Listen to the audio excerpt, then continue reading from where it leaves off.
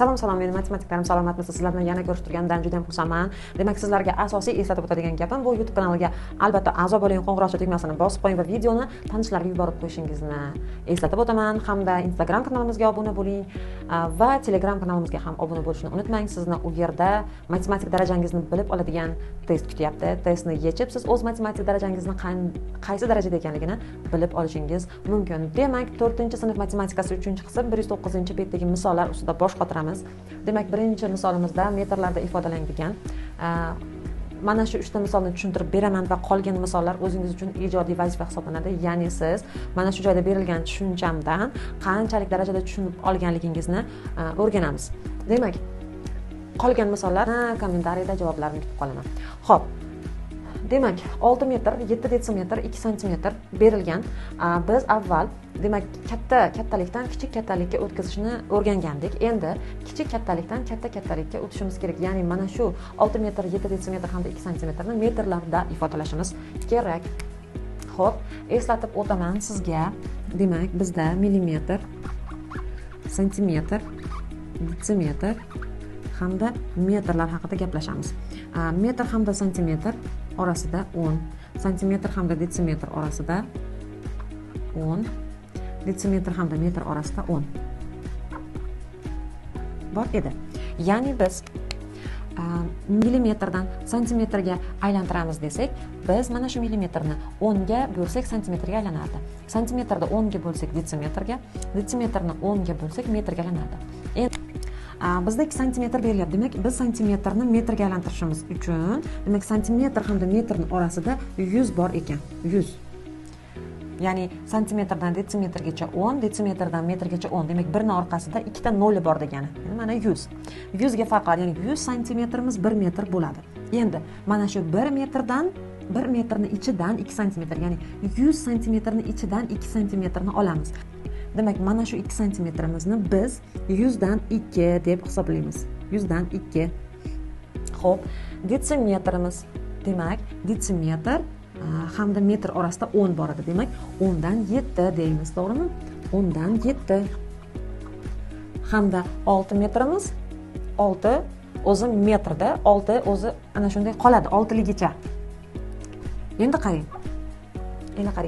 10 dan 2 degani, demak, 6 dan keyin, demak, bizda 100 hamda 10 bor. Demak, 6 dan keyin 2 ta katak bor degani, ya'ni 100 dan 2 hamda 10 dan 2. Demak, 10 dan 2 mana bu joyga joylashadi. 10 dan 7 6 dan keyingi katakka joylashadi. 100 dan 2 esa 7 dan keyingi katakka joylashadi.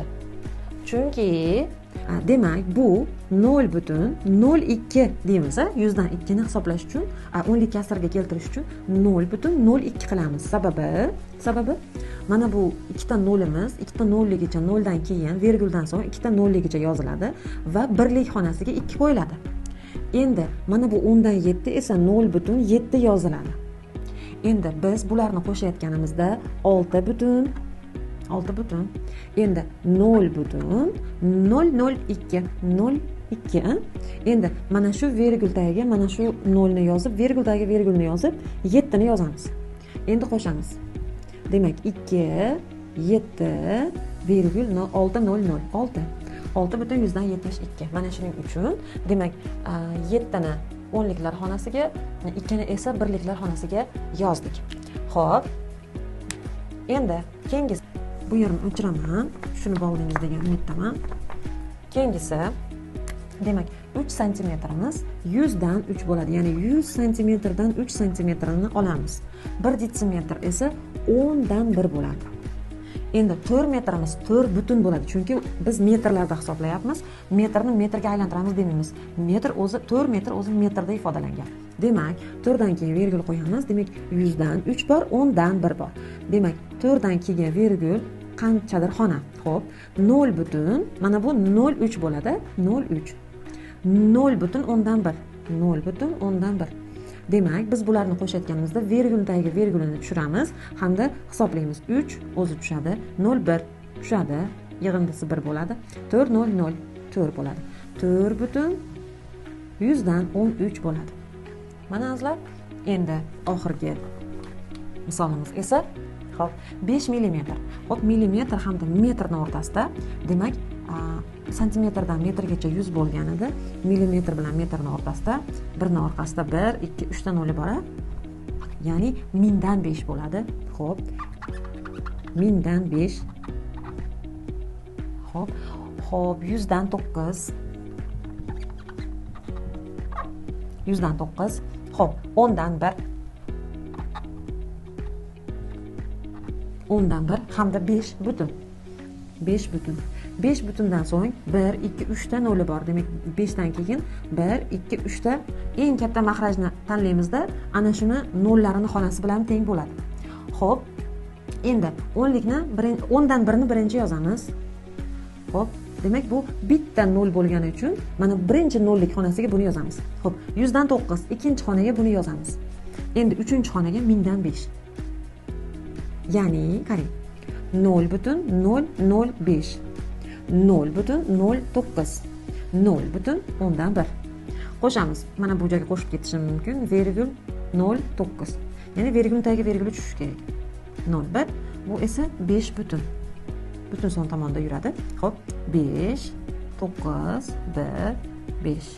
Mana azlar misolimizni ishlab oldik. Birinchisini doska skrinshot qilib sizlarga tashlab beriladi va siz videoni pauzaga qo'yib bemalol ko'chirib olishingiz mumkin va xuddi shu misol namunasidek qolgan misollarni ishlab javobini kommentariyaga yozasiz va men keyingi masalaga o'taman.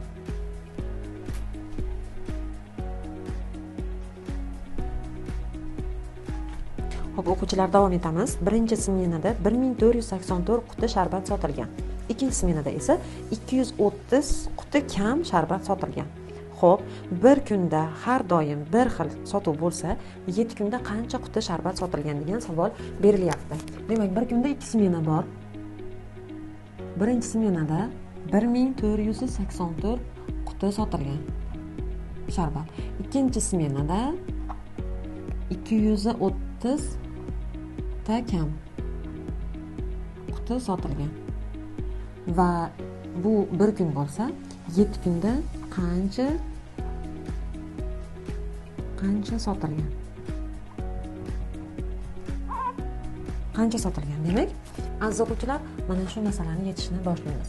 Ikkinchi smenada qancha sharbat sotilganini birinchi topib olishimiz kerak. Demak, 1484 dan ayirishimiz kerak 230 ni.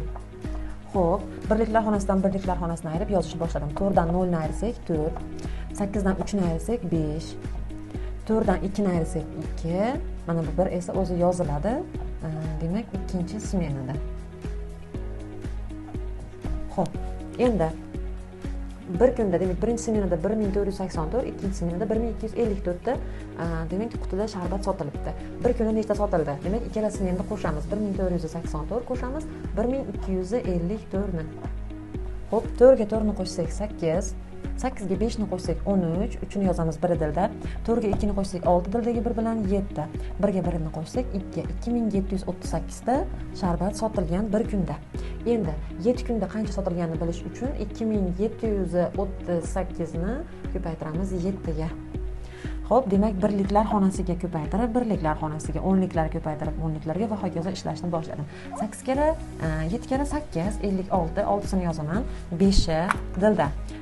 7 kara 3 21, dildagi 5 bilan 26, ikkisi dilda. 7 kara 7 49, dildagi 2 bilan 51.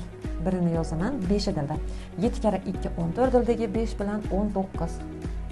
19166 ta quti, demak 7 kunda sotilgan. Javob 7 kunda 19166 ta sharbat sotilgan ekan. Mana aziz o'quvchilarim, demak, masalani ham ishlab oldik. Doska skrinshot bo'lib sizlarga tashlab beriladi va siz videoni pauzaga qo'yib bemalol ko'chirib olishingiz mumkin. Men esa sizlar bilan xayrlashib